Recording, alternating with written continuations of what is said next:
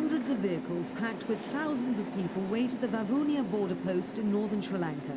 They've been gathering here since first light, ready for the border to open at 8 o'clock in the morning.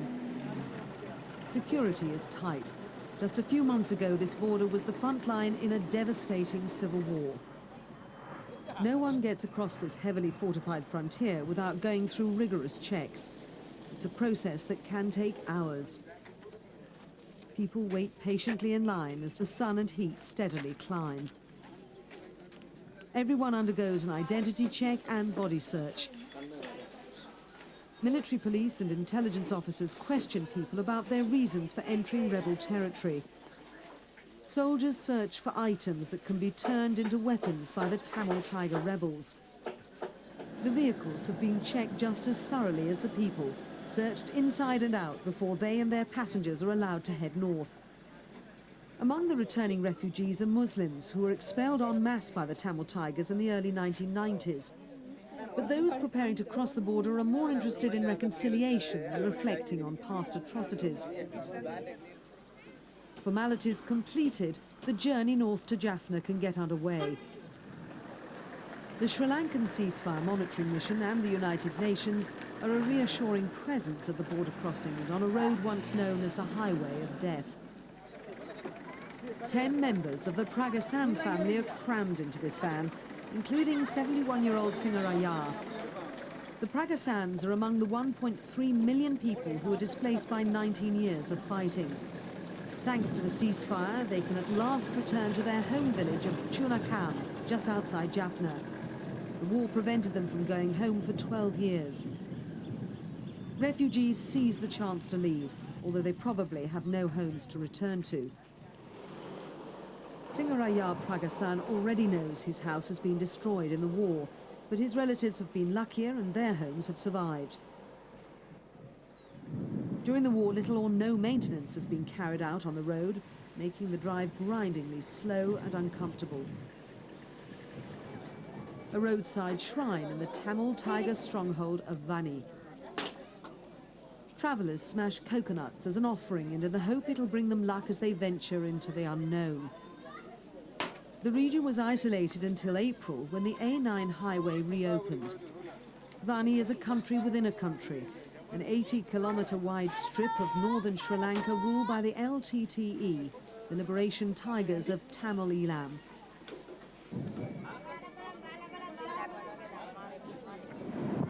Vani saw fierce fighting as the LTTE and government forces battle for control. Towns and villages have been left in ruins. Kilinochchi College, the biggest school in the main town in the region and the de facto Tamil Tiger capital. The building is evidence of the intense fighting.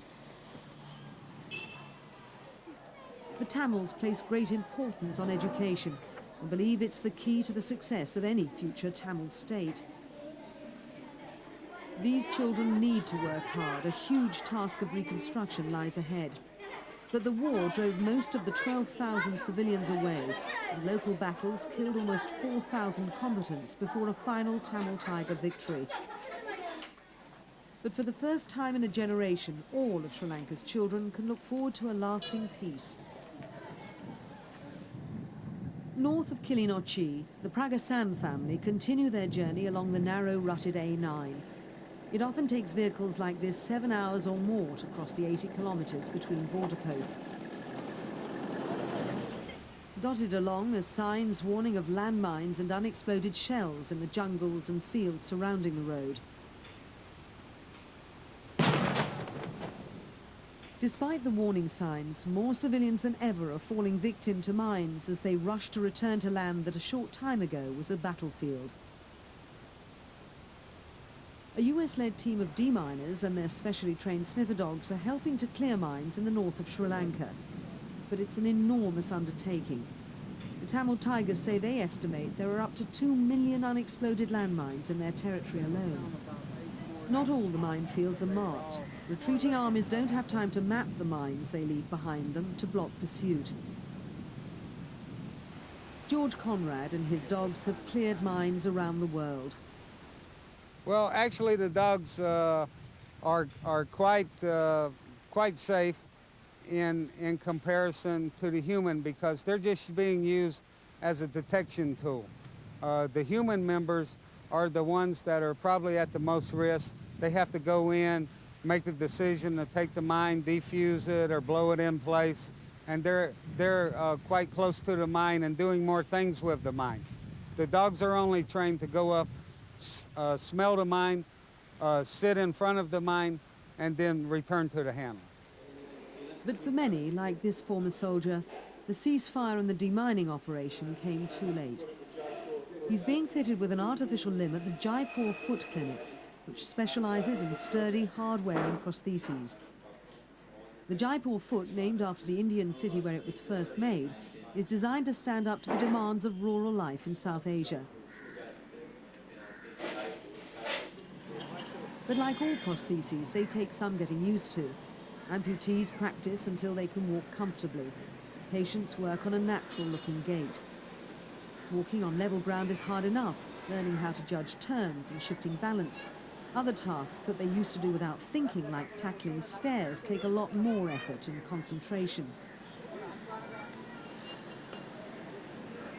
But the amputees have to learn to live with a loss that can't be healed fully by even the most advanced prosthesis and therapy. While Sri Lanka's civil war was at its height, almost all of those who lost legs to landmines were men, the soldiers of opposing armies. But the clinic has now started training women to treat their own sex injured by mines. The number of female victims has increased since the ceasefire allowed families to return to homes which are often situated in minefields. In their joy and excitement at going home, people forget the dangers posed by mines. They have been asked to get back to their homes. They are so eager to get back to their homes and see their gardens, their houses.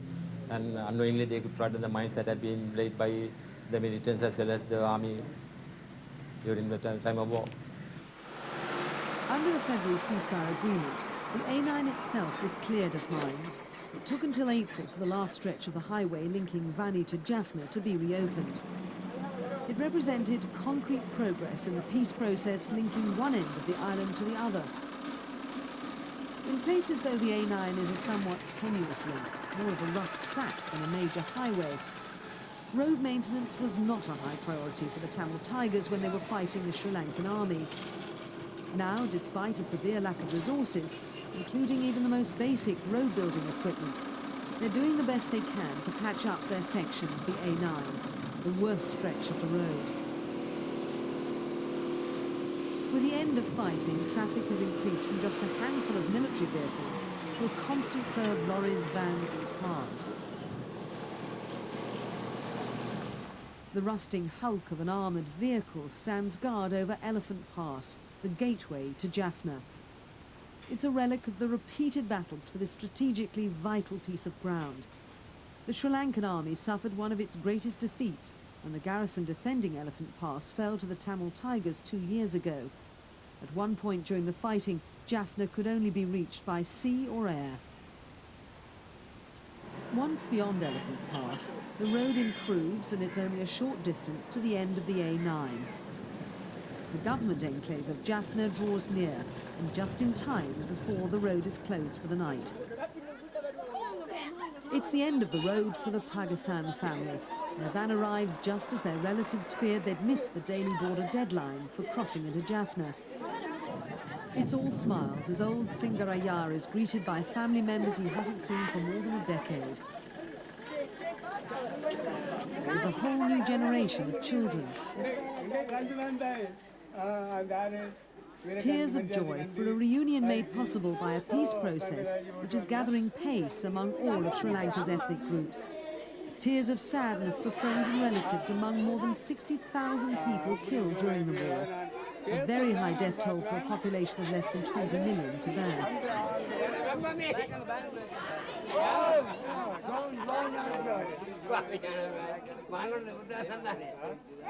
Cousins and grandchildren who've never met before get their first chance to become acquainted. The Pragasan families overjoyed to be reunited after so long. The smiles on their faces say it all. You saw all the people, they were come and kiss me all that, after so many years. A kiss and a smile for the newest member of the family. But Grandma can't hide her tears. The baby of the family can look forward to a secure future if the peace holds. At last, the oldest and youngest generations of the Pragasan family can experience the joy of getting to know each other, a joy more than 1 million other Sri Lankans may share thanks to a long-awaited ceasefire.